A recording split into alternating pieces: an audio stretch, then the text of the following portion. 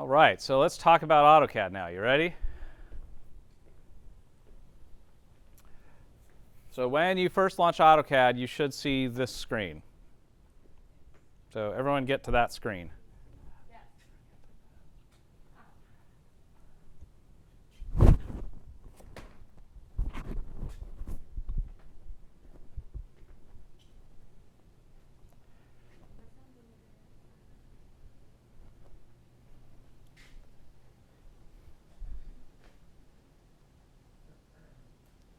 Everybody there? We're there? Yes? Everybody on that screen? Okay. So you've got create, learn, extend. I don't think you'll ever really deal with the learn and extend part because I'll take care of the learning part, and the extend part is for stuff we don't care about. Most cases, at least for now anyway, until you start making your own templates and things, you'll probably just use this acad.dwt. There's lots of different other ones, and it's really about which kinds of drawings you're going to do. If you're going to do an architectural drawing or a three-dimensional drawing, it'll turn on features that you would need to do that. In almost every case, we're just going to use this standard acad.dwt. And as I say later, you can actually make your own templates and stuff, and it'll show up in the list. But for now, acad.dwt, and you can hit open, and it just gives you a blank project. It should anyway. Oh, there we go. It's coming. How many of you have used AutoCAD before? Okay. Used AutoCAD before on the computer that you're using for class? Okay. So I'm gonna ruin your day here just a little bit. So you should now see something like this. Yes? Okay. This is super important. In order for us to be able to get along for the next 15 weeks, I'm going to need you to go here to that AutoCAD menu and say Reset AutoCAD. I think we all just downloaded it. So Let's do it just to make sure. Because I need everybody working with the same settings and preferences and all that jazz, or we'll have problems that are going to... DWT, it should say.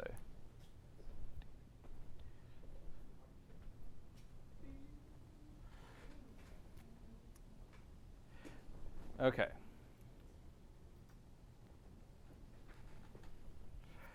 So I'm already realizing I may want to use a different computer for this. All right, the other thing I want you to do is turn off some stuff that we're not ready for yet. So let me turn on my Zoom here.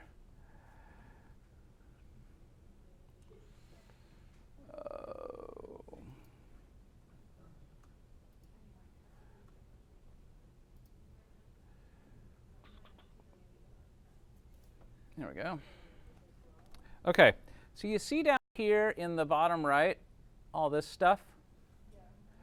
These are your drawing aids, and we're going to turn some of these off. So this one that looks like Pac-Man spitting something out of his mouth or whatever, this is polar tracking. I'm going to turn that off. This one over here that says object snap tracking, which is sort of looks like whatever Pac-Man just got rid of. We're going to turn that off. And this one that's like a little square and a big square, object snap, we're going to turn that off.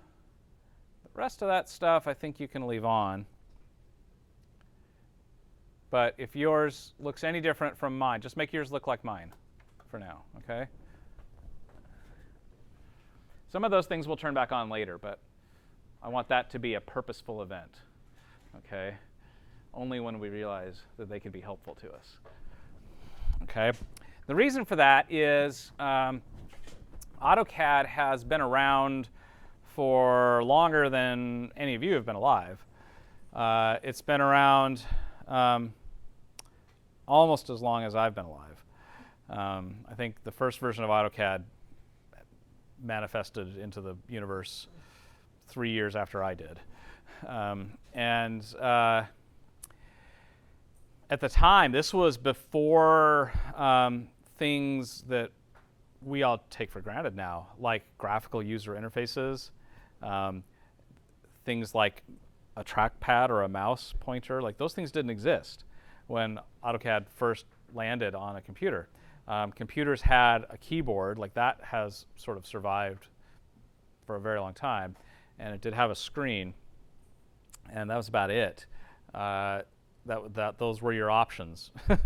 Like, you know, the keyboard is the way you put information in, and the little screen was the way that you saw what happened as a result of that. There were, before sort of a mouse became a very prolific tool, input device on a computer, Autodesk actually worked with some companies to develop what they called, what do they call it? Maybe a digitizer pad or something like that. But it was basically a mouse, but it was a mouse that had a very big mouse pad underneath of it, and it had little pictures of different tools and stuff on it, because there was no graphic interface, right? It's not like there was no cursor on the screen, so you could move this little thing around, and it would be a crosshair on it that would hover over the thing on the mouse pad that you wanted to have it do, and it, based on the XY coordinates of this thing, it would then do that thing, so that you could make commands that way. But that didn't come till quite a bit later. Hang on, I'm clipping. There we go. That didn't come to quite a bit later. And the way that most people used AutoCAD was by typing. You drew by typing, okay? And they come out with a new version of AutoCAD every year because they have to give you some reason to give them money again every year. And because they've gone to basically a completely subscription-based model now, and they're asking people to give them money every year. And people are like, what? Why should I give you money again when nothing's changed or gotten better? So they're always putting out a new version just for that reason alone, right? So sometimes they'll change things just for the sake of changing things, just so they can say they did something. But there is something that has not changed in the however many 40-something years that AutoCAD has been around, and it's that text-based entry. Like that has not changed. All those commands have always worked, and there's no sign that they will ever not work. So most of the things that they're changing these days are graphic things. Things like, oh, we're going to give you this new little button that you can click, or this new little way of clicking buttons, or stuff like that. But they're not changing any of that command line stuff. So that's how we're going to learn to begin with, is we're going to learn the command line stuff, because I have found that because the technology evolves so rapidly, I don't really want to spend my time learning what is new every year. It doesn't matter to me. The drawings that we do are so simple that very rarely are we really using any of these new features that come out. And every time you want to learn a new feature, like, you have to find time to do that. And I don't got that kind of time, especially for something that doesn't matter to me. So I have found it works much better if you just learn how to do it with the command line tools, and then you'll use the graphics tools when they become helpful to you. But that's what we're going to do. There's something I would highly, highly, highly recommend. I stopped short of requiring it just because I feel guilty making you guys buy things. Because I know what's going on there. But I would highly, highly recommend you get something like this, okay? It doesn't have to be a trackball. I'm a trackball guy, but you don't have to I'm not saying get a trackball. I'm saying a mouse, like something that's not the trackpad. For a few very important reasons that you'll see as we go along. You can do this with the trackpad, but the trackpad, again, is a relatively new development. And AutoCAD for Mac in particular had to figure out how to change its interface in a way for a trackpad to make any sense at all. And it doesn't make a whole lot of sense in my experience. The mouse makes a whole lot more sense for AutoCAD. And this is not, listen, this is not like old man not liking new things. I'm just, I'm starting to get to that phase of my life where, I'm starting to decry these newfangled, whatevers, whatchagizmos. But really, like, a mouse is going to be a really good friend to you in this process. And ideally, it would be a mouse that has a scroll wheel on it, and that scroll wheel should be a third button. That third button is going to come in really, really handy. Okay? And let me show you if you don't already have, you don't have to, it doesn't need to be anything fancy. You can go to Goodwill and get one for 50 cents that has 2 buttons and a clickable scroll wheel, and you'd be done. It really doesn't have to be more complicated than that. But when you get it, you need to make sure of a few things. So, like, I've got the Apple mouse that comes with this computer, and you need to make sure that you can turn on this secondary button, right, so that you get the second button, because that's going to be really important. And then you need to turn on the third button, too. So this is the little scroll wheel, and I need that to do button 3. And you're going to need a button 3. It's going to make your life a lot easier if you'll have that, okay? So make sure you've got primary button, secondary button, and button 3. So button 1, 2, 3 on your mouse. Okay.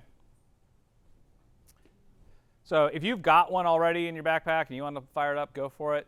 It's not super important for today, but I think that's something that, again, not required, but very, very, very, very, very highly recommended. Okay?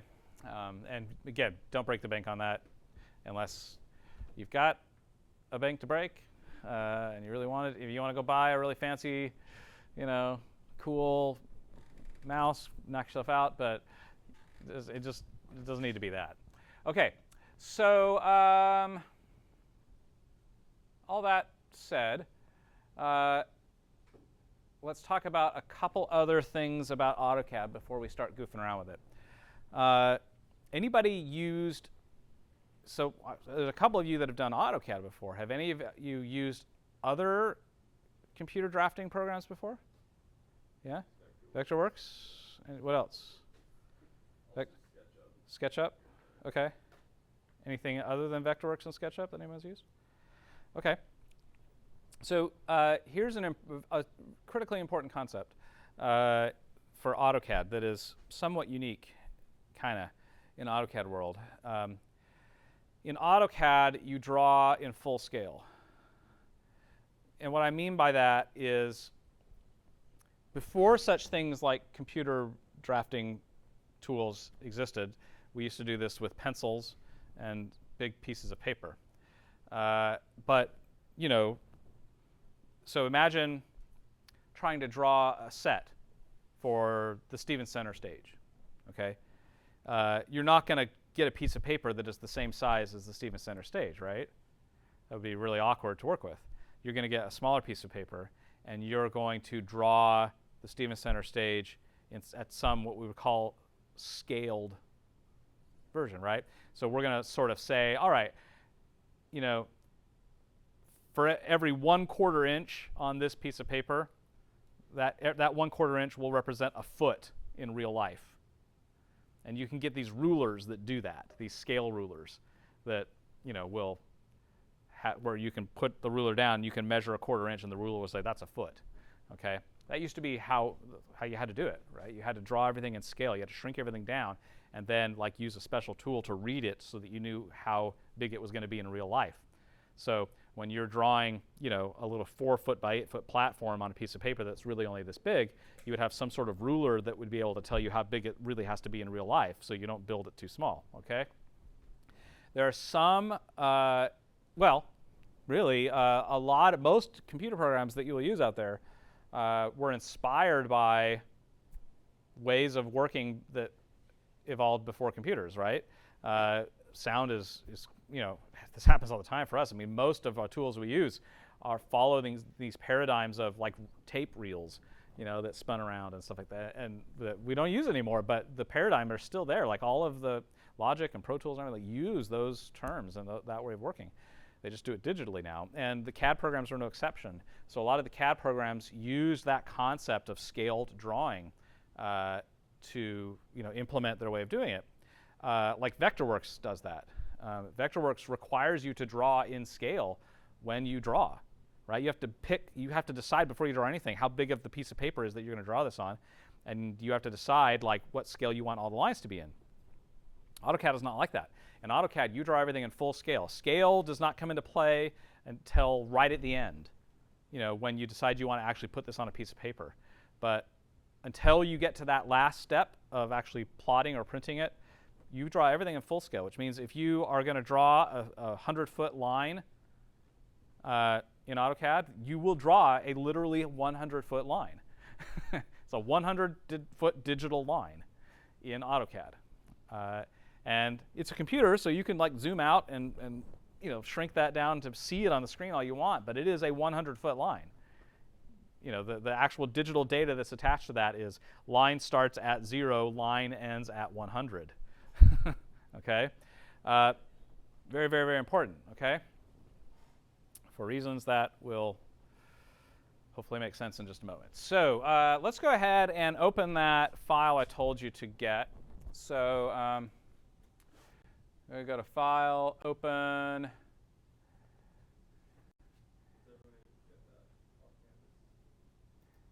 And you go Downloads. And you want this one, this Ella's Big Chance System Diagram. This is just something from a show I did a few years ago. Okay? And you're going to open that. Yeah, so just say Show Objects when available. Don't worry about that. Not a big deal. Okay, so this is just CAD drawing. However, this is an example of part of the reason why I'm harping on this scale thing is that not everything we draw sound-wise has a scale to begin with, because most of the things that we draw are abstract things, right? We're not drawing pictures of real things. We're drawing symbols that represent real things, but we're not actually drawing the real thing. So this is a diagram of how a sound system might go together, but none of this is like actually drawn like the real thing. Like I didn't draw what the loudspeakers actually look like or what the amplifiers actually look like. And therefore, it doesn't really matter how big they are in the drawing. It just matters how big they are relative to the other things they're next to. Right? Because they're just symbols. They're not real. You understand that? I'm not drawing a picture of a sound system here. I'm drawing a diagram of signal flow that represents how a sound system works. Okay? But it has no scale. I don't need to put a ruler on this thing in order to read it. Okay? All I need to know is that this box connects to this box. The box is just a box. The box happens to represent something in real life, but there's no scale to it. So, you okay? Yeah, just say, show them when available. That's fine. All right. So that's one reason why this concept of scale is really important, is that not everything we do is in scale. And therefore, I kind of like that AutoCAD doesn't force us to do any scale stuff from the get-go, because there's only a couple of things that we do where scale actually matters. But let's take a look at how it handles that. We're going to learn our first command in AutoCAD. You ready? You ready for it? Remember, we're going to type. Okay? So the command prompt in AutoCAD is implied. It's always there. It's always ready. You don't have to do anything to activate it. Like if AutoCAD is up and it is the active application on your screen, it is ready for you to type something in. Okay? So you are going to just type the word units, UNITS, and then you can hit return or you can hit the space bar. Those are the same thing in AutoCAD. Okay? And it pops up this little window. Okay? So there's a difference between the units you're drawing in and the scale. Okay? Units are, you know, how I want to measure this thing. And scale is about, like, how do the measurements abstract? Okay, we're very rarely are we abstracting measurements. But units are actually super important to us. So if you look at the types here, you have a few different options. You've got architectural, decimal, engineering, fractional, and scientific. I will tell you that in most cases, we're going to draw in decimal. For reasons that, mostly because all the math we do is in decimal. You know, inches are not really part of our vocabulary in sound. When you take my system design class, freshman, next year, you'll see that. Lance already learned a little bit about that on Monday. And you maybe are starting to connect why we might draw in decimal, given that, you know, we do a lot of things in talking about feet and their relationship to milliseconds.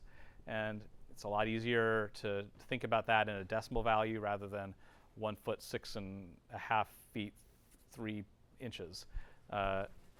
That's not helpful because we don't do the math that way.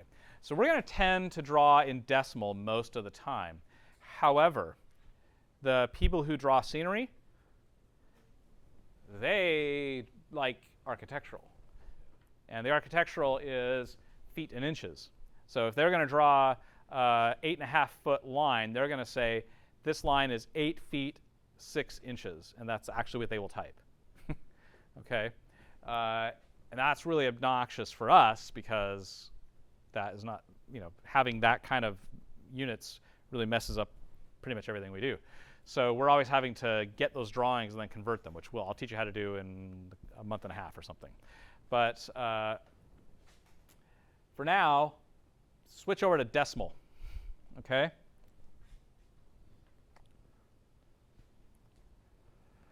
And then you can have a precision here, and this is just like how accurate do you want these values to be. I can tell you right now, any more than 3 decimal places is, in all but the rarest of cases, 3 decimal places is more than enough for what we're going to do. I think it defaults to 4 decimal places. That's fine, but you don't need to go definitely don't need to go any farther than 4, unless you're somehow going to like draw a gizmo that you're going to build that's really small. Then maybe you might want to go more than that. All right, insertion scale. Here is what's important about that. So remember that one time when I said AutoCAD does not draw in scale, or drives everything full scale? Remember when I said that one time? Well, that is true. But AutoCAD is also unitless. Okay? So we have invented, as human beings, all kinds of units of measurement. Okay? Many of them are in this list. Some of them aren't, actually. There are units of measurement that aren't on this list. But this is a lot of them. AutoCAD doesn't use, under the hood anyway, any of these. AutoCAD is unitless. AutoCAD just uses units. So when you draw a line that you say is 100, it's a 100 long line. Okay? And 100 is just, to AutoCAD, is just a number. So what the insertion scale it's about 2 things. But one of the things it's about is when you say that you want to draw a line that is 1 unit long, what is a unit to you? Is a unit an inch? Is a unit a foot? Is it a meter? Is it a mile? Is it a parsec? These are some of the options in AutoCAD, okay? Here's another little gotcha that gets us in trouble sometimes. We tend to want 1 unit to equal a foot. Okay? So we tend to draw in decimal feet. So I'm going to draw a line that is 1.786 feet long. That tends to be the way we like to do things in sound. And so 1 unit for us equals a foot. But the TDs who draw scenery, for them, 1 unit equals an inch. Okay? Why? Because that's how their measuring tapes work. Okay? When they have to build the real thing.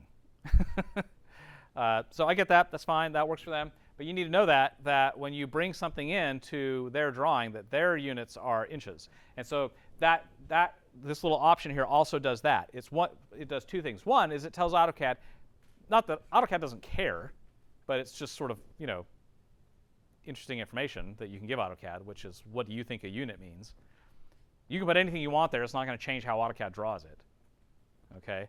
But this does matter if you are going to get a file from somebody else and insert it into your file. Because remember, that AutoCAD file is unitless. It's just a drawing of lines with units. And what you need to say is, when I put something in here, what does 1 unit need to equal? Right? When it pulls into this other file and it just sees a 100 unit line. How do those units compare to your units? Right? For now, just say feet, and we'll get along just fine. But when you start sharing files with TDs and stuff, we end up having to do some scaling and conversions, which are really obnoxious, but it's less obnoxious than having us draw in inches. Okay? So everybody got that? So you're going to go decimal, pick whatever precision you want. I'm going to switch mine to 3 decimal places because I just don't like typing that many numbers. But you can do whatever you want. I don't really care about that part anyway. And then insertion scale, just set it to feet for now. Okay? And then you can click OK. There you go. There's your first AutoCAD command, units. You did it. Did it work for everybody? All right. So how does AutoCAD know where all this stuff goes? When you type, when you say, hey, I want to draw a line from here to there, how does AutoCAD know where here is and where there is? You have to tell it, but it has to reference that against something. Okay? So you remember probably sometime you probably took a class, maybe a geometry class, and you learned about XY coordinate systems. That's how AutoCAD works. Okay? So AutoCAD is a big XY coordinate grid. Okay? So there is this thing called the origin, or it's in AutoCAD also called the UCS, the Universal Coordinate System, which basically says there is a spot somewhere on this screen that is 0, 0. And then everything else you draw is relative to that. So if you want to draw a 100-foot line, you have to tell AutoCAD, I want you to draw a line. I want it to start at 0, 0, and I want it to end at 0, 100. Then it would be a horizontal line. If you wanted to be a vertical line, you'd say, I want you to draw a line. I want it to start at 0, 0, and I want it to end at 100, 0, right? This is coming back to you now? All right? So this is how AutoCAD works. We will get into that stuff later. But I want you to start remembering that thing that you learned a while back. Okay, so where is this coordinate system? Well, see this little thing down here? That's your UCS. Okay, that is not necessarily where 0 is, but at least it tells you which direction x is and which direction y is, because you can move it if you want. You can make y go a different place if you want to. I would not recommend that,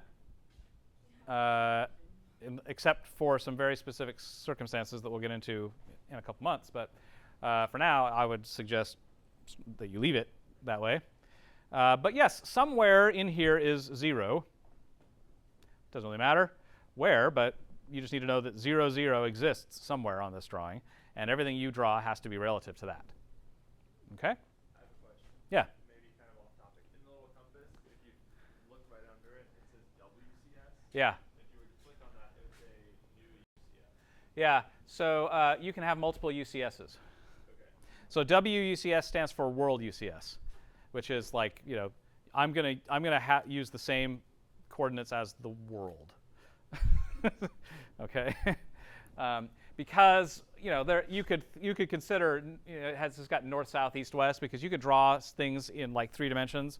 That would be like a building that you're going to put somewhere on the planet, and in that situation, like north, south, east, west is going to matter to you.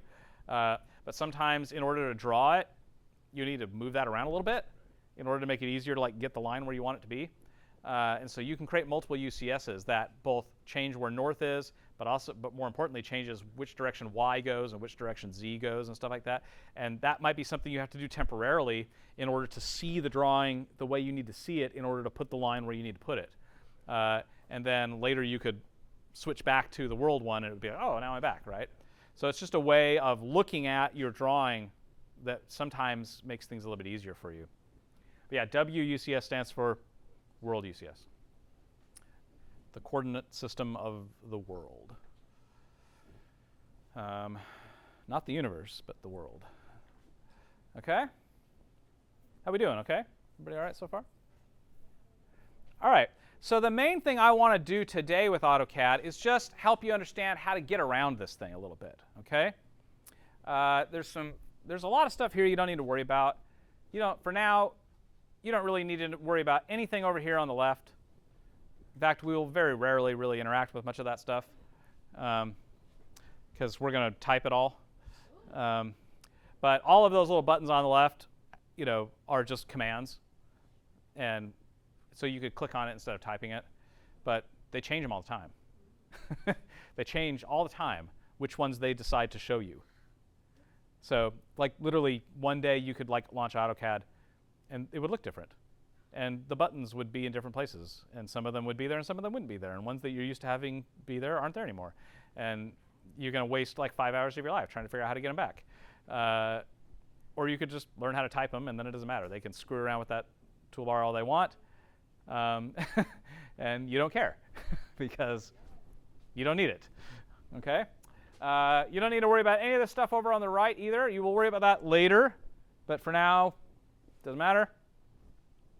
The main thing you need to worry about is like, okay, here's a drawing. I've given you this drawing. Like, how do we like get around this thing? So if you have, anybody got a mouse? No? Anybody got a mouse? Okay. So if you had a mouse, you would be able to do this very cool thing. And this very cool thing is if you push on that scroll wheel button, that button 3, and then drag your mouse, you see how it switched to a hand? Now it lets you do this. Okay, so what's actually happening here? I'm not actually moving my drawing. I'm not moving those objects around. All I'm doing is moving the window through which I can see it. So it's like, I'm looking at it here, and then I'm going, I'm going to look at it from over here. Or I'm going to look at it from over here. Right? That's what you're doing when you're panning around, they call it. That's super helpful. And that's the main, there's 2 main reasons why you really want a mouse that has a button and a scroll wheel. And the first main reason is that ability to pan, okay? If you're on a trackpad, you got to do it with like 2 fingers or something. I think it's 2-finger drag and then it'll pan. Oh, yeah. Try that. It just allows you to like kind of, zoom around. Yeah, okay. If you also had a scroll wheel, you could scroll it and zoom. Okay. And for a trackpad, that's like pinching and stuff like that, but that's really, really not helpful. So here's the better way to do it. So I'm going to teach you your second AutoCAD command. You ready? You ready? Everybody ready? Yes. How are we going to do this? We're going to type, right? And we're going to type the command zoom. Z-O-O-M. Enter. And it gives you some options. So look down here at the command prompt, because right now you have activated the zoom command. And remember, pretend like a mouse doesn't exist, right? And it says, all right, you've got some options here. You can do all, center, dynamic, extents, previous, scale, window, object. See that down there? Type the word extents. EXT, oops, I typed it, EXTENTS, and hit enter. It should have zoomed you out, okay? Extents, EXTENTS.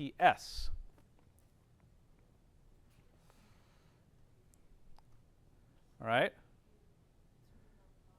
And what that does is it goes and it finds all the objects and lines in your drawing, and it zooms so that they all fit into the screen.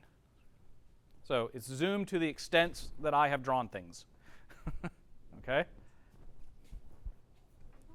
That is a super helpful command that you will use all the time. Let me show you a simpler way to do it than the one I just showed you.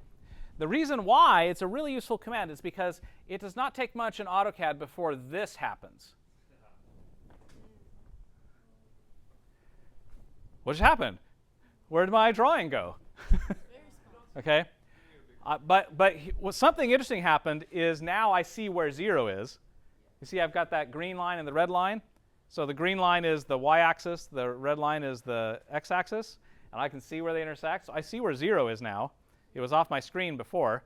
So I zoomed out is what happened. I zoomed out so far that I can't even see my drawing anymore. And I'd be like, where's my drawing? Did I just delete it? And that can happen just by like bumping your scroll wheel or something. And all of a sudden, zoom, it's gone. And you're going to freak out. And you're going to think, oh, my work is gone. It's like, no, it's not. You just zoomed. So here we go. Instead of typing the word zoom, just type Z. Just say Z, enter. All right? You get the same command.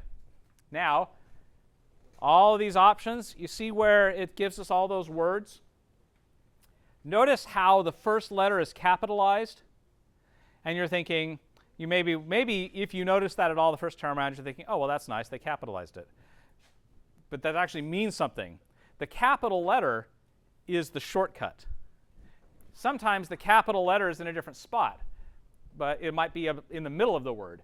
But the capital letter is the shortcut. So if you just type E now, enter, you get back. Okay? Super useful command. Where did you see where that shortcut was? Did it show you somewhere? Down in the command prompt. Oh, okay. Oh, got it. This is your command prompt. So every time you activate a command, it's going to prompt you for more information, usually. Because there's very few commands that don't require further information. So you just said zoom, and it's saying zoom how? I can zoom my window. Whoop. You see that? How did you know extends was a capital E? It is a capital E. It's written with capital E. See? Oh, Capital E, extents. since it's written. Okay, got it. Right. So that sometimes the capital letter may be sorry. Yeah, so sometimes like they'll put the capital letter in the middle of the word, and you'll be like, why'd they do that? Got it. That's stupid. And it's Probably like some other command has the first letter. right, exactly. So they're just saying like V. If V was capitalized in previous, then that would be the shortcut. Just type V and you'll get that. Okay. So yeah, it's super useful. Let's look at another way to zoom. What if I just want to like go in and get a closer look at some part of this drawing, and maybe I don't have a scroll wheel yet, like all of you. Okay. So let's find a spot on this drawing that we want to get a closer look at. I want to get a closer look at what's going on here with these three amplifiers that seem to have some lines that the other ones don't. So you're going to activate the zoom command again. So you can either type the word zoom or just type Z, enter. And you have another prompt right next to your cursor. So you specify corner of window, enter a scale factor, NX or NXP, or you have some other options. In this case, we're going to use the first option. Specify the corner of a window. So basically, you're wanting it's saying, you know, what's the window you want to be seeing? What's the window you want to be looking through right now? And the window I want to be looking through right now starts here. So just position your cursor to the top left of that first amp that has the weird lines coming out of it. And then it says, specify the opposite corner. So you're going to say, okay, maybe I'll just go over down here to the bottom right of that section and click again. And it zooms to that window that I just specified. Yeah? And now I can see that part. And I could goof around with this and figure out what I wanted to do. And then once I'd done that and I wanted to go back out to the full drawing again, what would I do? Z, enter, E, enter. If you start typing a command, what's the best way to get out of it? Escape. Escape, okay. Yep. Just wanted to. In case you change your mind, you're like, Yeah, that happens all the time. It's like, whoa, I don't want to do that. In fact, try it. Go zoom, enter, and then it's like, hey, what do you want to do? It's like, I don't. Get me out of here. Just hit escape and it goes away. All right, everybody, does that work for everybody, that zoom thing? Okay, that's the best way to do it. Some people get really good with the scroll wheel, and you can like hover your mouse right over the spot you want, and then you do the scroll wheel, and it goes zoom right into that thing. And I do that a lot. But if I don't have my mouse and I'm trying to do it with the trackpad, and the pinching thing just gets really awkward, best way to do it is just zoom and then click window, and it goes right where you want it to go. so how would you do it with the third button? You would use the scroll wheel. So like I'll do it with mine. So I do the same thing. So I'm going to hover my cursor over that spot. So like I'm going to get a closer look here, and then I scroll my scroll wheel up, and it takes me in on that spot. Yeah, this is why I'm saying like you really want a mouse. Yeah. All right. Okay, so that is sort of like the navigating the drawing part, the zooming and the panning and all that kind of stuff. The next thing I want to show you is how to select things, because I've got a lot of things in this drawing, and how do you because in order to half of the succeeding or failing in AutoCAD is whether you can select the thing that you want without getting anything else. Okay, so let me show you how to do that. So let's zoom in on this bottom left part of the drawing. So like down here. So everybody get that view up.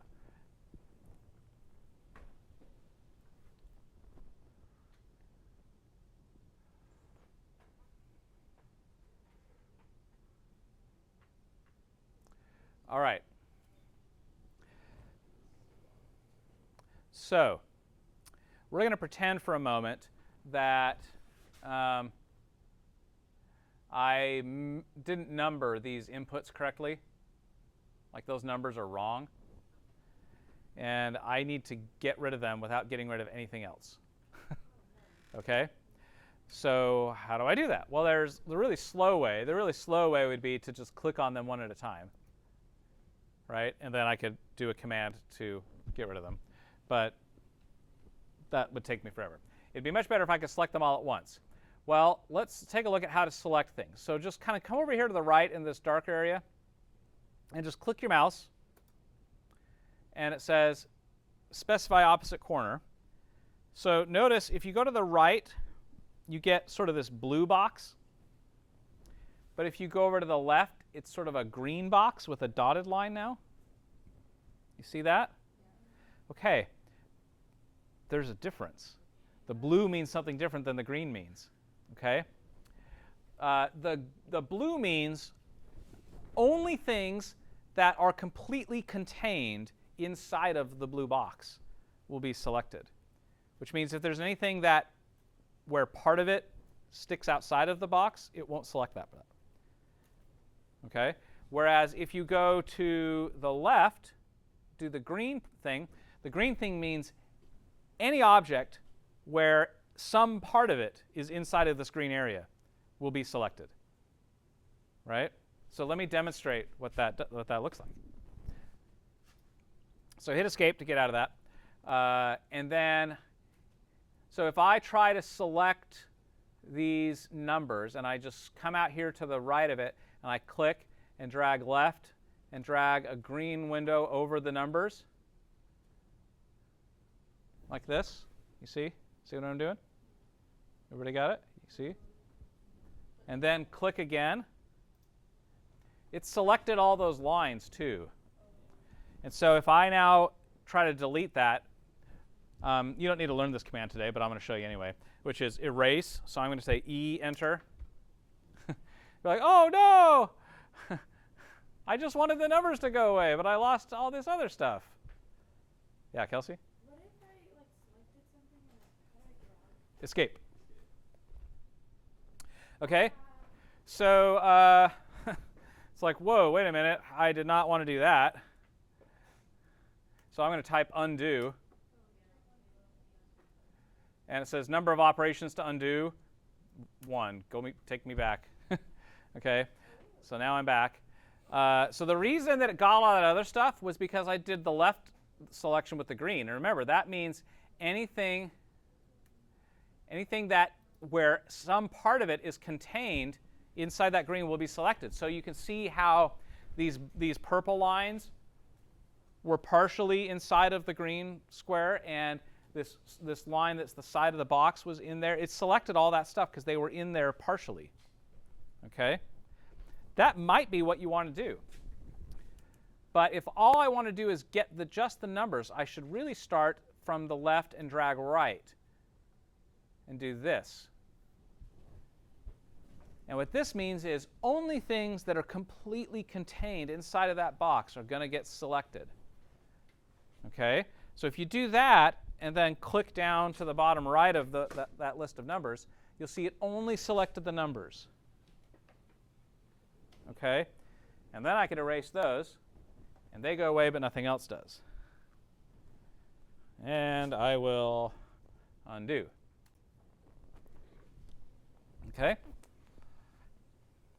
So that is the extent of the AutoCAD you're going to learn today. Units, zoom, pan, selecting. Okay? So there's no specific homework for today, other than just you've got a drawing now that I've given you. So just experiment this week with zooming and panning. When you get a mouse, you can practice with that. Find things and try to get really good at selecting things in there. So find something you want to select and figure out the best way to select it without getting the stuff you don't want. Okay? Or selecting all the things you need, right? Or whatever. Just experiment with selecting things, because that is a big part of the game with AutoCAD, is being able to select the stuff you want without getting the stuff you don't want. Okay? So any questions about any of that stuff? Zooming, selecting, panning, units, all making sense for the most part? All right. What was that? All right. So we're kind of done with AutoCAD for today. So let's go ahead and open up that other file I gave you, which is this PDF.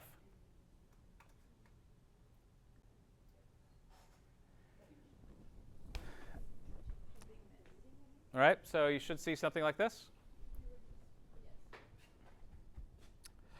So what I want to do is kind of take you through this a little bit. Any word on when USITT is going to publish an updated? Yeah, so let me tell you a story about this. It was not that long ago that, well, really there still aren't. There aren't really a whole lot of rules for how we draw things in sound. There's very few rules. It wasn't that long ago that there were no rules. Everyone could just sort of draw it however they wanted, and somebody else that was looking at that had to figure it out. Okay, and for many years, for actually a few decades, so there's an organization called the United States Institute for Theater Technology, USITT, we call it, and they have the ability to standardize some things for our industry. And they did standardize like some drafting for like ground plans and lighting and stuff like that many years ago.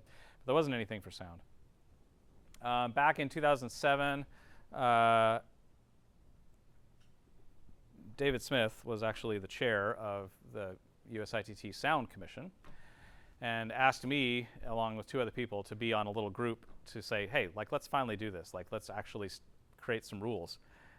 So myself and a guy named Jonathan Darling and another person, Curtis Craig, got together. And Jonathan Darling at the time was working for Kierkegaard and Associates, which is an AV consulting firm. They do a ton of drawings. So he got some of his people involved. Anyway, we created this. So and it basically got approved in 2008, and that's what we've been using ever since. It was sort of a first attempt at something that they'd been trying to do for a long time, but had failed many, many times, and we finally figured out a way to like get it to get through. And that was now over 10 years ago. Lance's question is, when are they going to like revise this? Because now this is feeling a little old. They're actually working on that now. They're going to. Josh Lohr is kind of chairing that process right now, and he thinks he's got something to show us this spring. We'll see what it looks like, but it would give us some further guidelines.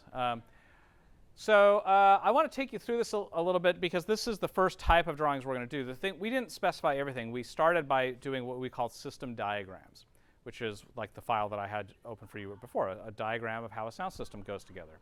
That's the most common drawing that we do in sound, so we thought, well, we'll start there, and then we'll worry about other stuff later.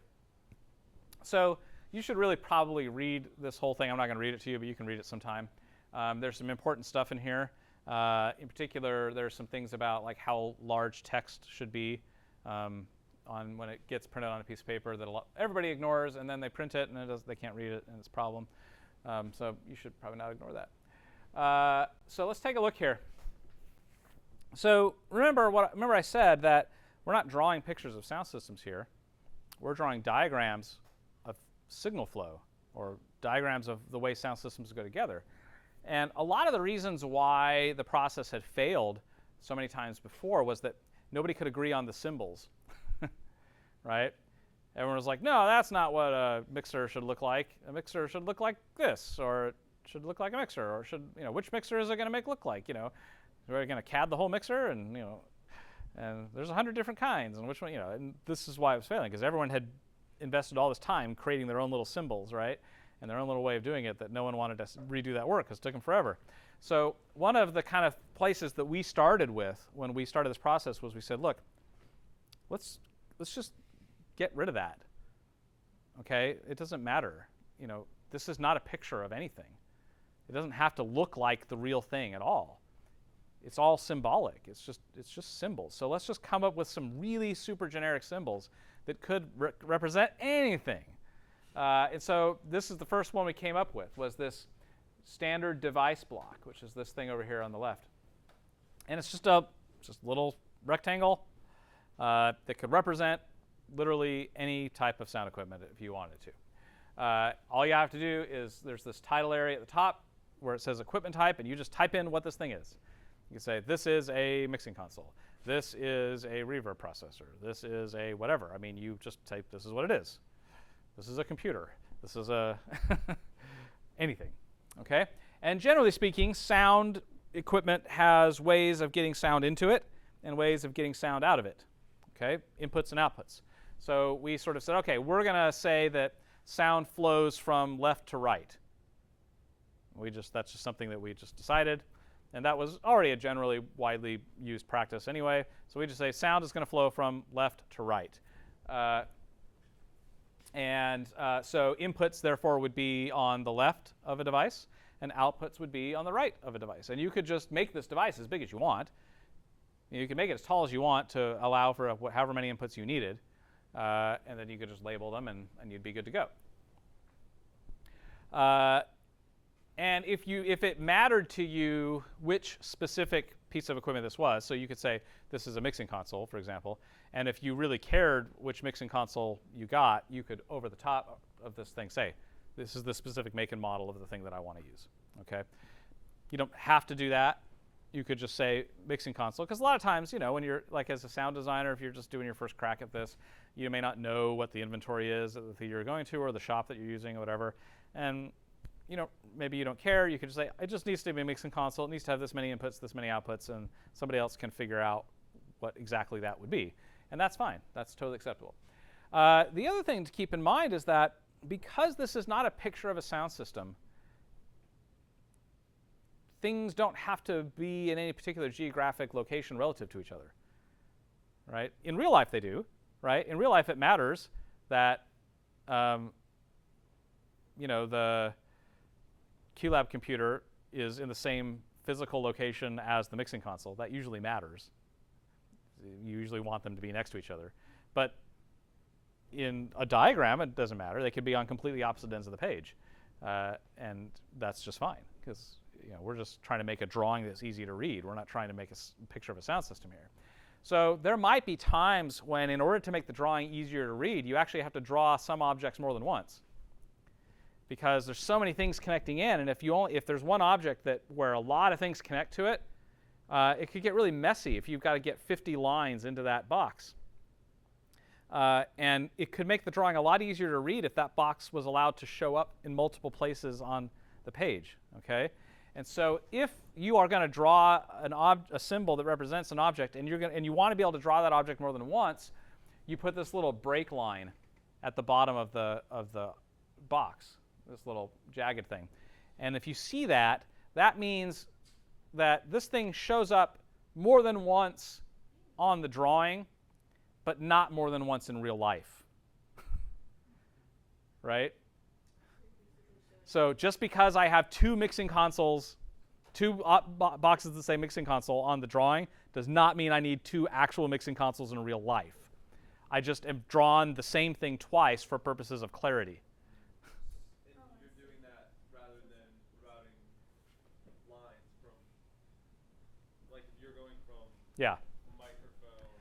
So let's say you had your little box here, and you had things from all over the place that had to come. In order to get everything in here, it's like, okay, well, this line has to come in there, and this one would need to come in that way, and this one comes over here, and this one has to come up from over this direction, but then it has to come through here, and then come there, and it's really hard to read this, right?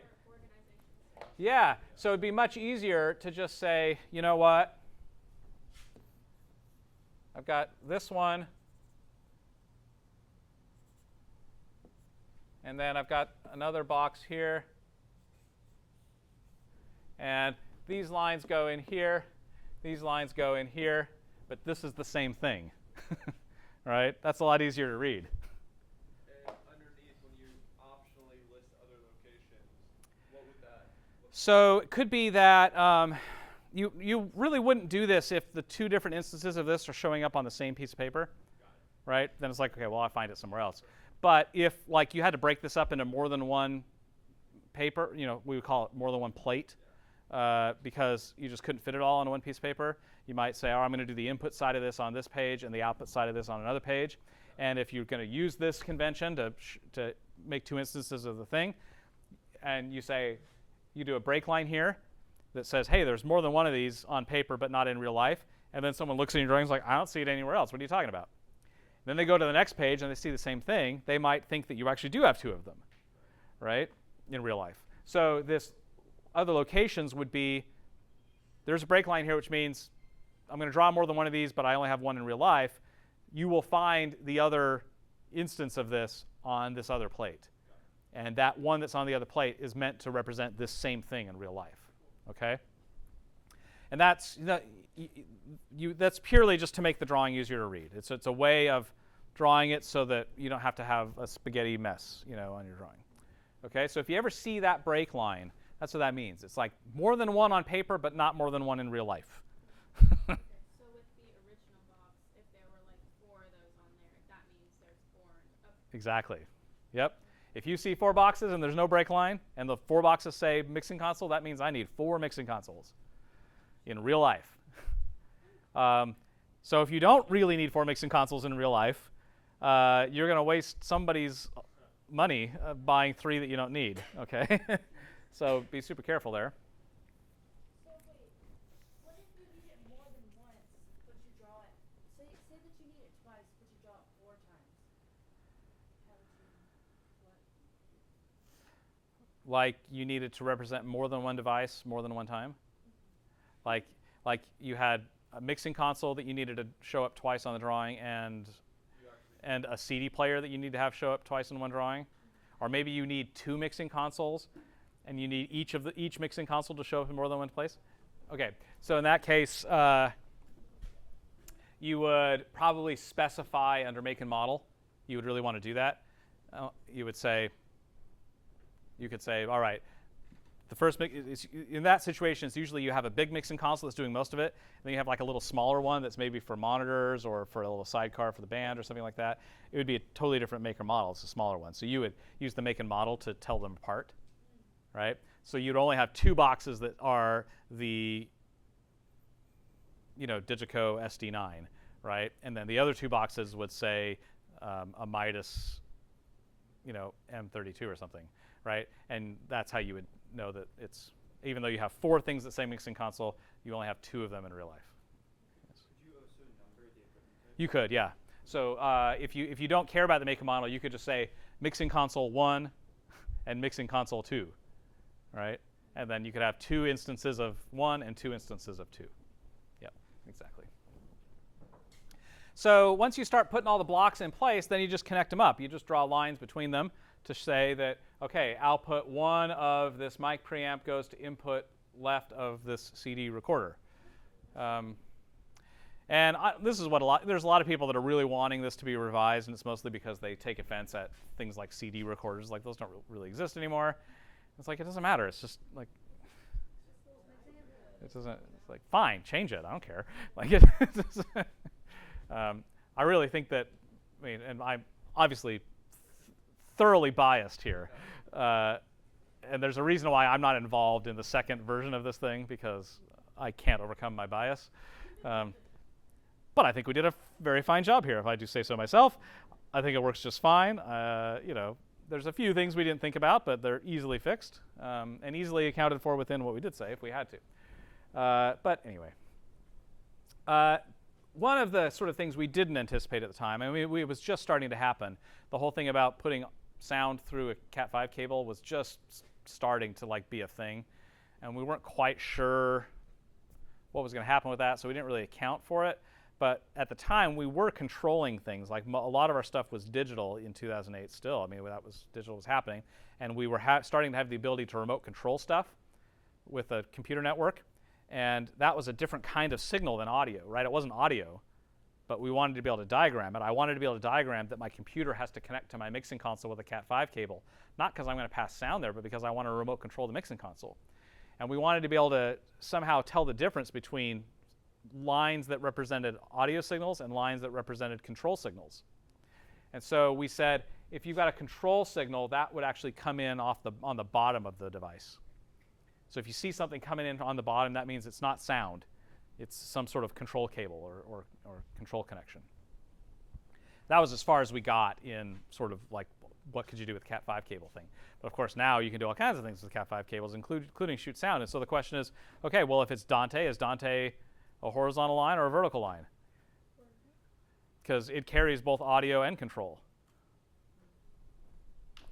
I don't know. We didn't see that coming when we did this. So I don't actually have the answer to that, other than pick something and be consistent, right? But I think that those are some of the things that Josh is trying to address, is like, let's make that really clear kind of thing. Okay, there's some other things you can do that I never do, but if this is the only drawing you're ever going to do, and there are things that and connector types are important to you, you can actually label the lines with the type of connector you want. For example, if I had a choice, I'll always pick an XLR over a 1/4-inch tip-ring sleeve if I can. It's just more secure, it's better in a lot of ways. So if I wanted to make sure that the shop gave me an XLR and this was the only drawing I was going to give them, then knock yourself out. Put the XLR on the thing. I hardly ever do that because I usually do other drawings that specify what types of connectors I want, and that's somewhere else. That's in a patch plot or something for me. So I hardly ever do this, but I know people that do. If this is like a super special cable that is super, like you absolutely want the Belden 8412 or something like that, then you could say, all right, this has to be a Belden 8412 cable. And you could write that over, and that's fine. I never do that, though, ever. Yeah. Now, is all this paperwork, is this like the sound designer, like they're doing all of this? Is this the A1? It depends. Generally speaking, the sound designer is responsible for all of it. right? The sound designer is responsible for everything that happens on that show that has to do with sound. That doesn't mean the sound designer does all those things, but they're responsible for it, okay? And so different sound designers want to divvy up that work different ways. In my case, I'm a control freak, and I do my own diagrams because, well, I want to, but it's also that like part of my secret sauce is the way that I connect things up together. Part of the way that I'm able to deliver the experience that I'm able to deliver is that I figured out some ways of sending sound around a room that allows a very specific kind of experience that could not be achieved if you connected a different way. And so that's a big reason why I do my own diagram, is because I could just say mics go here, speakers go there, and let them figure out how to connect it all up. But then I'd walk into tech and not be able to do the thing I need to do. I wouldn't be able to move the sound through the system in the way I need to move it in order to do the thing that people want me to do, because I do it a certain way. So I draw my own diagrams. Not every sound designer does. Just depends. I would venture to bet that those of you who are interested in going into theater when you finish here, some of your first jobs very well will be doing this paperwork for a sound designer, because there's a lot of sound designers that just don't want to do this, but they're responsible for doing it, and they would much rather just pay you part of their fee to do it for them. For example, I'm finishing this audiobook right now, and I am done listening to this thing. I do not want to listen to it anymore. I've put hours and hours of my life into it. I'm so done with it. But it needs to be listened to one more time just to make sure. I'm paying Lance to listen to it for me, because it's like, will you just listen to this once more so that, and tell me, make sure that I caught all the mistakes, right? Because it's like, if I have to listen to this thing one more time, I'm going to just die, right? And that's how a lot of sound designers feel about doing paperwork like this. Like, if I have to create another system diagram, I'm just going to die. It's not worth it to me. I would rather just like take $500 out of my fee and give it to somebody else to do this for me, and then I don't have to worry about it, right? And that's a really good way for you to get started, right? Because you'd happily take $500 to make a one line, right? So it depends who does it, right? And I think if you are going to go work on a project with somebody, you should ask those questions before you do any work. Just make sure, say, who's responsible for what here? Like, what paperwork are we generating, and who's going to generate that? Am I generating that? Are you generating that? Who's doing that? It's always better to ask that question than to assume it's one way and then like not meet someone's unspoken expectations. So if you're not the sound, sorry, I'm asking. Yeah, you're fine. So if you're not the sound designer and they say, hey, do my paperwork for me. Yeah. So does that mean you get to you decide like this like the connections? Yeah. Like you were saying, like. So my first, if someone said that to me, my first question would be, any particular guidelines on how you want me to do it? Right. And if they say, I don't care, I just want it to work like this, right? They'll just describe a sound system to you. They'll say, I just need 10 mics going into a mixing console, and that mixing console needs to have 5 outputs that go to these 5 speakers that I really like, and that's the extent to which I care about the details. Then you can say, great, I'll do it. And this, I'm teaching you AutoCAD, but you don't have to use AutoCAD to do these. There's lots of ways to draw these things, and honestly, very few people care what tool you use. There are Tony Award-winning sound designers that use OmniGraffle to do their system diagrams, or Visio, which is just like ridiculous to me, but it works for them, and that's fine, right? But nobody cares that they're using OmniGraffle because it just shows up as a PDF, and they give it to somebody at the shop, and the shop looks at it and can read it, and they get a sound system, right? No one cares what they use to draw that thing. So you just need to know that too. Like, nobody really cares. The only reason anybody would care is if you have to share the files, right? So if you're using AutoCAD and the sound designer you're working with is like, I don't use AutoCAD, I'm a Vectorworks person, and I can't read that AutoCAD file, then you're like, all right, I'm going to have to do this in Vectorworks. And that's fine. If you learn AutoCAD, you can learn Vectorworks pretty quickly. It's not that different. Okay? Is there a reason that the CD recorder has a wavy line? Yeah. So that basically that's just for purposes of this particular piece of paper. It's to just say that this is a portion of this drawing, right? That in the actual drawing this would be larger and have more things on it. I'm just like cutting it off for purposes of clarity right now. All right. Another way of like making things clear is, which I did not agree with this particular convention when we wrote this thing, but I was overridden by the will of the others, which is that, okay, if you've got 24 lines here, let's say you've got 24 mics that are going in this mixing console. You could draw 24 individual lines that are mic 1 going to input 1, mic 2 going to input 2, so on and so forth. Or you could just say, you know what, it's 24 lines. You start at 1, you end at 24, and just do it sequentially.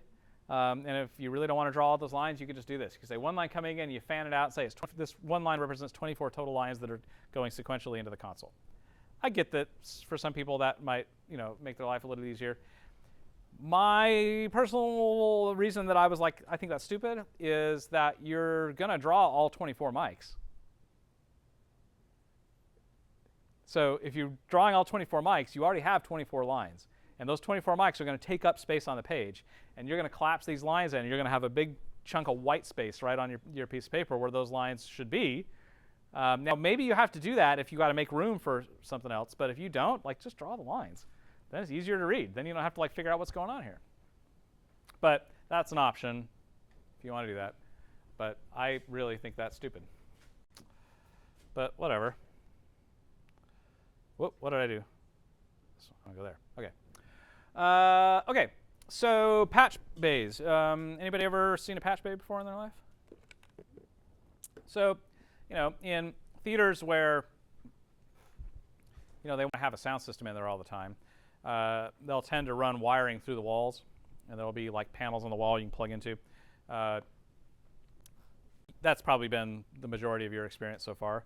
But that isn't always how it works. A lot of times you go into rooms that have no wiring, and you're having to schlep your own cable up and down the aisles and the halls and everything. But if they do have wire going through the walls, that wire has to show up somewhere. So you've got all these little wall plates all over the building you plug stuff into. Well, that's just a cable. It's just inside of a wall. The other end of it has to be somewhere. And generally, the other end is the same place for all of them, right? So even though like the one end of the cable is scattered all over the place, like you've got a mic patch over here, one here, one here, one here, one here, all over the room, the other end is all, it usually shows up in one spot. There's somewhere else in the building where you'll find the other end of all of those cables. And it's all in one little rack, and you got a whole rows and rows and rows and rows and rows of connectors that represent all the ones that are scattered throughout the building at the other end. Well, that little panel that has all of them is called the patch bay, or the patch panel. And what usually happens is, you plug a microphone into the wall. That doesn't necessarily automatically go anywhere. It doesn't necessarily connect to your console. It's just a cable that's in a wall. And maybe your mixing console is somewhere else, and there's a bunch of cables connecting to that too, and the other ends of those show up at that patch panel too. So if you want that microphone that you plugged into wall plate 2, you want to have that show up on input 2 of the console, you have to go up to where all the other ends of those cables connect in that thing, and you got to find a little jumper cable that's this long and say, all right, this one goes here, right? And it just connects those two things together and sends them in, okay? It's called patch bay. So this is an example of how you would draw patch bays. So you would have lots of lines coming in, coming out, and you do these little, I call them the little carrots, which are the little, these little things, brackets. They look like, well, they're supposed to symbolize the connector that chomps the patch cable. Okay? So you just draw a line between the ones you want to have go together. Important thing is, again, this is not a picture of a patch bay. This is a diagram of patch bay, which means you don't have to go 1, 2, 3, 4, 5, 6, 7, 8. You could go 1, 8, 4, 7, 3, 2, if that makes more sense diagrammatically. Because all someone's going to do is stand in front of there, and they're just going to go, okay, diagram says mic 2 goes to in 1. Okay, diagram says mic 10 goes to in 3. Okay, they don't care what order it is. They're just going to do what it says. Okay, so you just would label the side of them with the number or whatever it is, and you can do it. There's an important convention, though, you're seeing here, is you see how this fan out has a curvy line on it, and this fan out has a hard angle on it, that is not by accident. That's not just because we thought, ooh, let's draw a curvy line for this one and a straight line for this one because that would look really cool, right? It actually means something. And if you read the information here, you'll see it says that. But basically, the curvy line means that I am collapsing these lines together on the diagram for purposes of clarity. But these lines are also connected together in real life. In other words, this is a bundle. It's either a snake, a big thick cable that has lots of lines inside of it, or it's a bundle of cables that I have like taped together into one thing. So these lines are both put together on the drawing and put together in real life. So when you see the curvy line, that's what that represents. When you see them come together like this with a hard line, that means these lines are coming together on the drawing for clarity purposes, but they are not together in real life. They are actually individual cables in real life. Okay? Very important distinction, because if I look at your drawing and I see a fan out like this that has a curvy line, I know I need to go get a snake cable that has that number of channels on it. But if I see a hard angle like that, I'm going to say, oh, I'll just go get 10 individual XLR cables and patch this up. It doesn't need to be a bundle. Now, there's a reason why you would want to bundle something. Like if you're going to send 24 channels all the same direction that start in the same place and end in the same place, it'd be silly to run 10 individual cables one at a time, right? It'd be much better if in the shop you could just bundle them all together in one thing, put it in a case, and when you get to the theater, you just pull it out and you run them all once, all at the same time. There's a huge advantage to doing that. But if in real life these 10 cables have to show up in 10 different places physically in the room, you definitely do not want them bundled together, because then you couldn't get them to all the 10 different places. So if you use the wrong convention here, you use the curvy line because you think the curvy line looks cooler, and you're using it to represent 10 cables that have to end up in 10 very different places, you're going to get a snake. If the person reads the drawing correctly, you're going to get a snake where all the ends of that cable show up in the same spot in real life. Okay? Any questions about that? Yeah.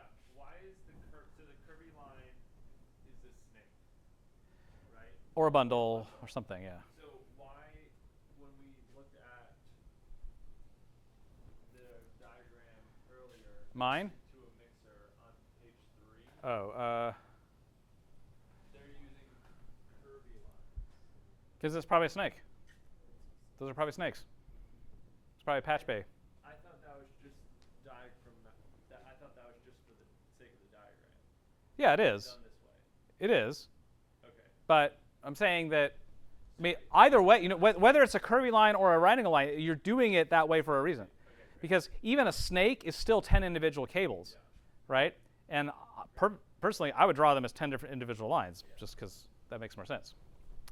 Okay. Yeah. Will you talk about what fully normal, half normal? Yeah. So that's what these little symbols mean: half normal, FN, HN, SN. So FN stands for fully normaled, HN is half normaled, SN is shield normaled, or screen normaled, sleeve normaled. See, everyone says that.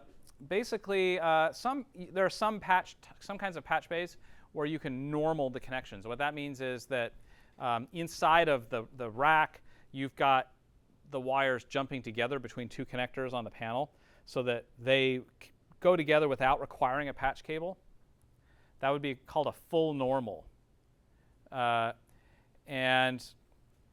that's just sort of like for your rep plot, basically, right? So if you have a configuration for your sound system that just like this is the way we normally use it, and we want the ability to change it, but we don't want to have to do it every time, then you could set up normals on your patch bay. So normally, this connector and this connector on the patch bay are connected inside the rack somewhere. And that would be the full normal. The half normal is when I'm pretty sure that's when one end is connected together, but the other end isn't necessarily. You could have one connector going to lots of different places, and it's like a half normal situation there, where half of this signal flow is normal, but the other half isn't. Pretty sure that's what that means. These patch bays have also fallen out of style. You don't see them very much anymore. Yeah. These normal patch bays. If you're going into like a split on a patch bay, that would be a half normal connection. I think so. Yeah. Okay. I think that's what that means.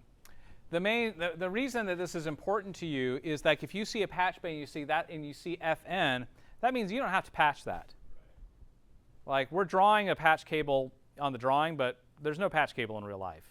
It does that without you intervening at all. Okay, that's all that means. Okay. Other questions? Sleeve normal, shield normal. That means that only part of the so maybe that connection has 3 wires in it. Only one of them is actually normal. The other 2 aren't. That would be useful to like try to deal with like ground loop problems and stuff like that. You could sleeve normal the patch panel, which would mean that you could keep the ground going where you wanted it to, but still divert the signal. Okay. Okay.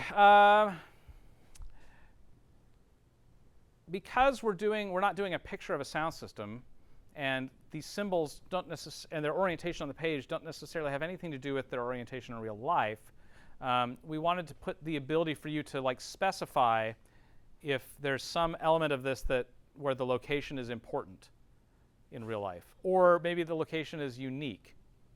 And if that is, you do this little like dashed box around the thing, and then this label that say this is where this should be in real life. The way that this is used most often is if this is a thing that is going to show up, needs to be physically in real life somewhere that you would not expect it to be.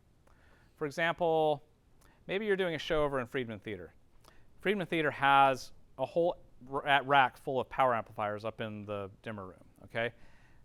And that's where the amps are found for the most part. But maybe you need to put an amplifier like down on the stage for a specific practical effect or something. And so you're going to draw a symbol for an amplifier in your drawing, and you want to be able to say, hey, this amp is not in the amp rack. It's down on the stage. And you want to make sure that that's clear, that they don't put this in the rack with the other ones. So you would draw a little box around it and say, this one's on the stage, just heads up. The other thing people use this for sometimes is maybe this is equipment that will not be there all the time. It's only there sometimes. Can you think of equipment that we would have sometimes but not other times? Yeah, tech. So there might be things we would set up for the tech rehearsal that we don't need for the show. And you want to make that clear. The reason that you would want to make that clear is that could have financial implications. Like if you're renting all this equipment and you only need some of it for tech, you could draw a box around it and say tech only. And they would say, oh, I only need to get that for 2 weeks, and the rest of it I got to get for 2 months. That could really help save you some money. Okay. All right. Another convention for connecting stuff up. Let's say you need one place to go, one thing to patch to more than one place. You could have there might be situations where the lines would overlap each other in the drawing, and you got to be really clear about whether the line overlapping in the drawing, does that actually mean that these 2 wires touch in real life? Or do they not touch in real life? Are they only touching for purposes of the diagram? So you see how here there's a little dot where this line intersects, the vertical line intersects the horizontal line? The dot means wire touching, copper touching copper. Okay? In other words, this is a split cable. This is a Y cable. Yeah. The dot means wire touching wire in real life. Like this is an electrical connection. Okay? Whereas down here, where you see those 2 lines overlapping and there's no dot, that just means these lines are overlapping for purposes of the diagram, but you should not infer any actual overlap or connection in real life.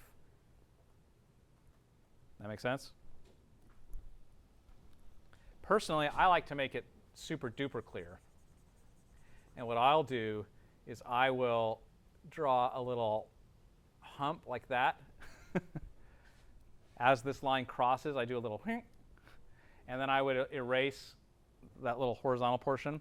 So it looks like it's like a little bridge going over it, which makes it extra clear that this line is overlapping on the drawing, but not in real life. That's what I like to do. So this is specifically for signal flow, like Yeah. that's the only purpose of this diagram. Yeah. Yep. Exactly.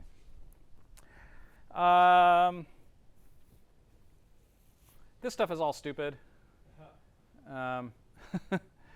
It's like, well, there's a couple things that are helpful, I guess, about this. You could use this to specify stage boxes or wall plates, that are somewhere, if that's important to you. This would be like a wall plate, a panel that's somewhere in the theater, and you wanted to show that these things go together. I don't think that's super important, but every once in a while, you might need to do that. Not a big thing for me, though. I don't think that's very helpful. Okay.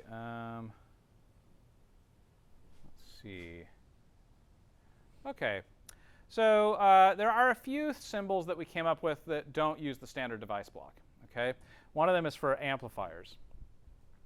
So if you don't know what an amplifier is, the sound that comes out of your mixer is usually measured in like a couple of volts. It's usually, somewhere between a volt and 8 volts or something, which is not enough for a loudspeaker. A loudspeaker usually needs, like double-digit volts, sometimes triple-digit volts. Okay, and so usually, always, you need what's called a power amplifier to take that little voltage that comes out of your mixer and amplify that into big voltage that goes into your loudspeaker. Sometimes the amplifier sits inside of the physical loudspeaker itself. You have to plug that loudspeaker into power in addition to giving it an XLR, right? That just means that the amplifier is inside the box. Doesn't mean you don't have an amp. You have one. It's just inside the loudspeaker cabinet. But, and honestly, these days that's becoming pretty common. But at least half the time, I would say, you're gonna have situations where the power amplifiers that's a separate piece of equipment that you put somewhere, and you put the low voltage signal from the mixer into it, and you put the high voltage that comes out of that into the loudspeaker. So that's what these are. And this triangle, this right triangle, that is like a universal electrical symbol for amplifier. Like, we didn't make that up. That came from electrical code. But you can see we're still using the same symbology for the device block, but the idea is it doesn't have to be as wide because there's not a lot of labeling that has to go on inside of here, so we can save some paper space, make this a little bit smaller, use the triangle to make it very clear that this is an amplifier. But the important thing is that not all amplifiers behave the same way. Some amplifiers have only one channel of amplification in them. In other words, you can only amplify one signal through them. Some amplifiers can do more. A lot of amplifiers let you amplify 2 different signals at the same time. There's some amplifiers that could let you amplify 4, 8, 16 different signals. And so the number of triangles inside the box would tell you how many channels of amplification you have. So if you had something like a DMB D80 amplifier like we have at the Stevens Center, that has 4 channels of amplification. So you would draw 4 triangles inside that box. Okay? So that's one thing, is you got to decide how many triangles to put in here, and it's about the number of amplifier channels you have. But also inside of the amp, it could do different things with that. So a straight 2-channel amp would be like this. You've got 2 triangles and 2 sets of lines coming in and out. This other one is called a parallel mono, and the idea there is I'm going to send one signal in, but I want that one signal to go through both amplifier channels because I want to drive 2 different loudspeakers with this one signal. That would be like if you've got a cluster, something like a center cluster that has like one point to the left, one point to the right, and you want the same signal to come out of both of them. You could do a parallel mono on the amp, put one signal in from your mix console, and then that could split out in the amplifier to 2 channels. Yeah? So would you daisy chain that? Or would you put that in? It's usually a switch on the amplifier. So you put it into parallel mono mode, and it basically says input 1 is going to feed both amp 1 channel and amp 2 channel. Okay? Super useful, but the way you do that is you specify a little connection inside the amp. You see the little dot there? You say little dot, That means the signal that comes in on channel 1, I'm going to actually have copper touching copper there. I'm going to steal that and also put it through the second amplifier channel. Okay? There's another option which is called a bridged amp or a bridged mono amplifier, and that's where you're going to say maybe you've got a really big loudspeaker that can handle a ton of power, and you've got two small amplifier channels in one box, and neither one of them are really big enough to amplify the way you need for that big loudspeaker. Well, you could actually get those two channels to work together as one, combine their amplification resources to create one super amplifier. Okay, so maybe it's two 200-watt channels in there, and you could sum them together to get 400 watts total into one loudspeaker. That's called a bridged mono amplifier. And you just indicate that by having the triangles kind of merge together like this, saying, all right, one signal is coming in, and then both of these are going to work together to drive one thing. Okay, that's bridged mono. There are some other things, but those are the main ones you'll deal with. Loudspeakers, we came up with this basic symbol for a loudspeaker. If it's a self-powered one, you would put the triangle inside there, right, saying the amp is actually inside the cabinet.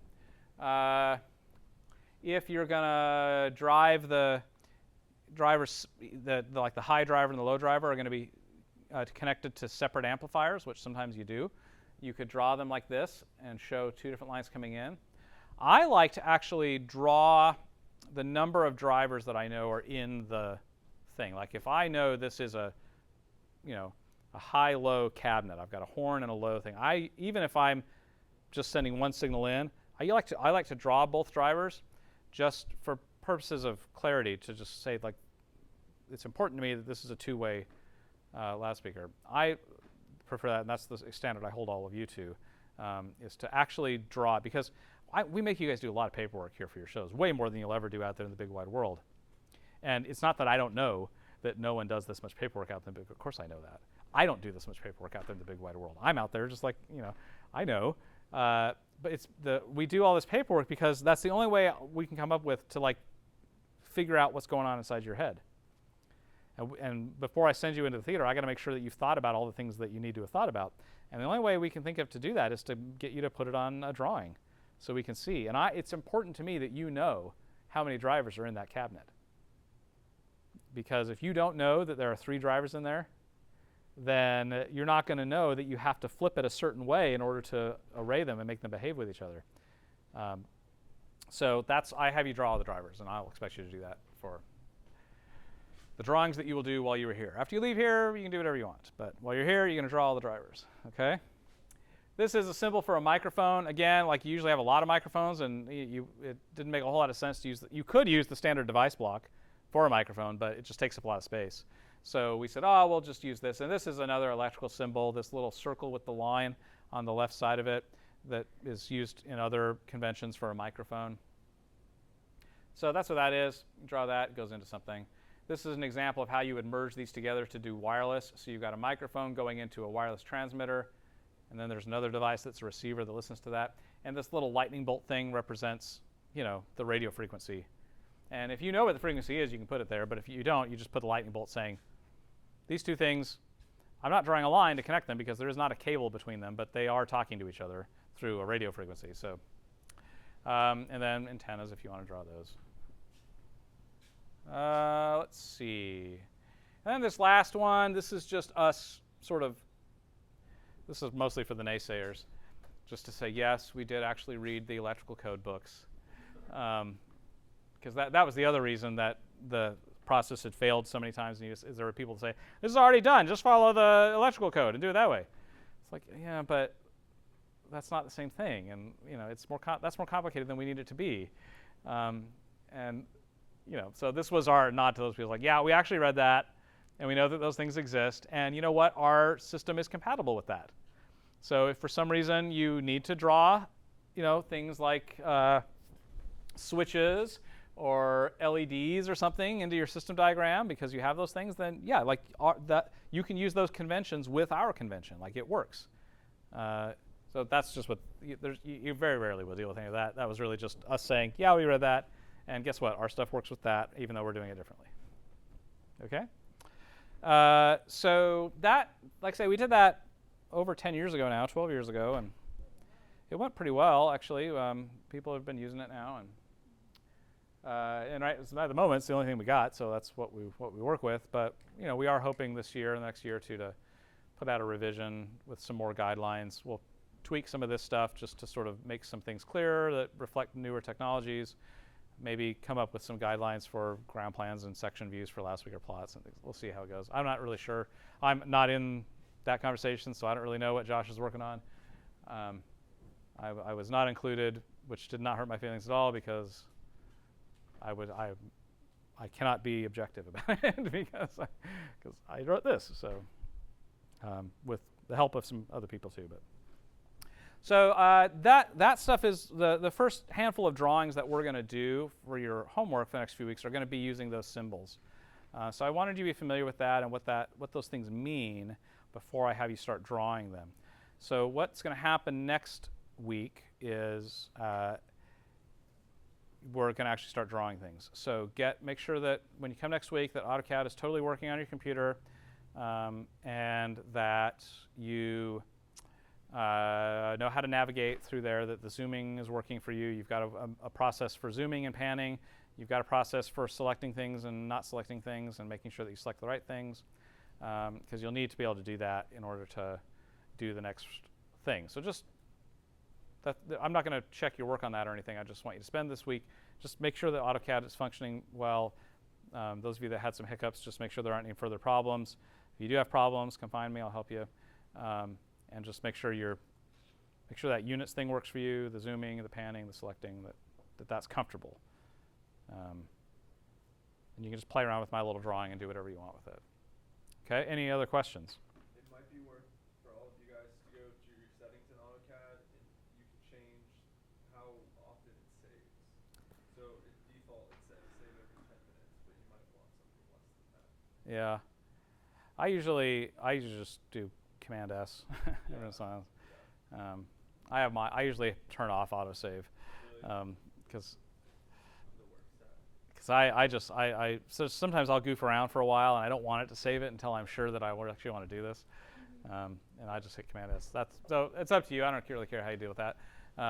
But yeah, just make sure it's working on your laptop and everything's good, because you're going to have to actually use this to do something next week. And I didn't say this when I do mention this in the syllabus, but I'll say it out loud right here, is that when I give you an assignment and I say, here, draw this thing in AutoCAD and give it to me, part of the assignment is that you can get AutoCAD to work on your computer. Like, that's part of the assignment, okay? So, if you come to me and say, my dog ate my computer, it's like, okay, well, then you didn't do the project, because the project was to get your computer to do it, right? It's, it wasn't, yeah, it's like, I'm not gonna, that's not like my hard drive crashed or whatever, or I lost the file, or it's like, that was the assignment. The assignment was to make this file and not lose it. So it's like, there's no my dog ate my computer excuses. Like getting the computer to do it was the assignment, okay? So if the computer didn't work the way you wanted it to work, you didn't do the thing I asked you to do, because I asked you to get the computer to do it, right? So that's why I'm saying, spend this week, make sure that this works. Make sure that you understand how this program, how to launch it, how to find the files, how to navigate around it, because that's the assignment that you have to be able to do this. Yes? You said navigate around it and stuff, but we don't even know how to specifically draw. Don't worry about drawing anything yet. I just mean, can you find things in the drawing, zooming in, selecting, zooming out, that extents. If you lose the thing, can you find it again? Just all that stuff. Can you find that file I gave you? Do you know how to open that? Do you know where you're going to save it? Do you know where you're going to open it from? Because I'm not going to manage your file structure for you. You have to do that. And that is the name of the game with computers, is knowing where your stuff is. So you have to be able to just spend your time figuring that out so that you're comfortable with that for next week, because that'll slow us way down. If it's I can't figure out where I saved the file last week. It's sorry, that's the assignment. The assignment is to know where it is. Like, that'll slow us way down if you don't know where your stuff is on your computer. Okay? Make sense? Any other questions? All right, look at that. We're done 20 minutes early.